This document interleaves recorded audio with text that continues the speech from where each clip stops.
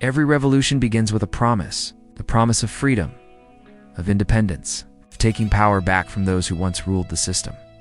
That's exactly how cryptocurrency began, a digital rebellion against banks, governments, and financial elites.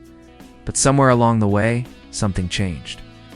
What started as a movement to free people from control quietly became a new system of control. How did it happen? Let's go back to the beginning. In 2008, the world was collapsing. Banks were failing, economies were burning, and people were losing everything. Trust in the financial system hit rock bottom. Then, like a ghost in the machine, a message appeared. A white paper titled Bitcoin, a peer-to-peer electronic cash system. Its mysterious creator, known only as Satoshi Nakamoto, offered a simple but radical idea: money that no government could print. A currency owned by the people, verified not by banks but by mathematics. Bitcoin's birth in 2009 marked the start of a financial revolution. Early adopters believed they were building a new world, one where wealth was decentralized, private, and free from manipulation. For a while it worked. Bitcoin gained momentum. Other coins, Ethereum, Litecoin, Ripple, followed. A new economy was forming, one line of code at a time. But as crypto grew, so did attention from the very powers it tried to escape. By 2013, governments were alarmed. Bitcoin wasn't just digital money anymore. It was a shadow system threatening global control. Anonymous transactions, tax evasion, black markets. It was everything central banks feared. So, they studied it. They learned its structure, its vulnerabilities, and its potential. And then they began to copy it. In the following years, nations began quietly experimenting with CBDCs, central bank digital currencies. Unlike Bitcoin, these were not decentralized. They're programmable, traceable, and entirely controlled by governments. If Bitcoin was financial freedom, CBDCs became the digital leash. As crypto markets exploded between 2017 and 2021, something even more subtle was happening behind the scenes. Big institutions, the same banks Bitcoin was built to destroy, began buying in. JP Morgan launched crypto divisions. BlackRock and Fidelity created Bitcoin ETFs. Governments started regulating exchanges under the banner of investor protection. But that protection came with a price: surveillance.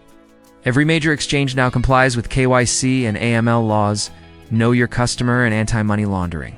That means every wallet is tracked, every transfer logged, every identity linked. Crypto was no longer anonymous. It was transparent, too transparent. The irony: a system built to hide from control became the perfect system for control.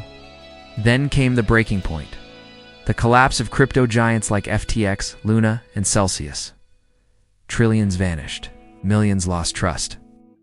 In the aftermath, governments stepped in, claiming the chaos proved why they needed to regulate crypto. In truth, it opened the door for their ultimate goal: state-backed digital money. CBDCs, programmable and monitored in real time, are being tested across the world, from China's digital yuan to Europe's digital euro, and the US exploring the FedNow system. Imagine this: a digital dollar that can expire, be frozen, or blocked based on your behavior or social score. Programmable paycheck that dictates what you can buy and when. Money that isn't yours, it's rented from the system. Sound extreme? It's already happening. China's citizens have reported pilot programs where spending limits and location restrictions are coded into their digital currency, and Western nations are not far behind. Today, the dream of decentralized finance is being absorbed into the machine it was meant to destroy. Crypto-esque blockchain technology, once a weapon of liberation, has become the blueprint for the next generation of financial control. The irony couldn't be darker. Takeaway 1. Decentralization only works when power stays distributed. Once governments and corporations dominate the blockchain, it becomes another version of the same old system, just digital and faster. Takeaway 2. Every innovation that promises freedom can be flipped into control.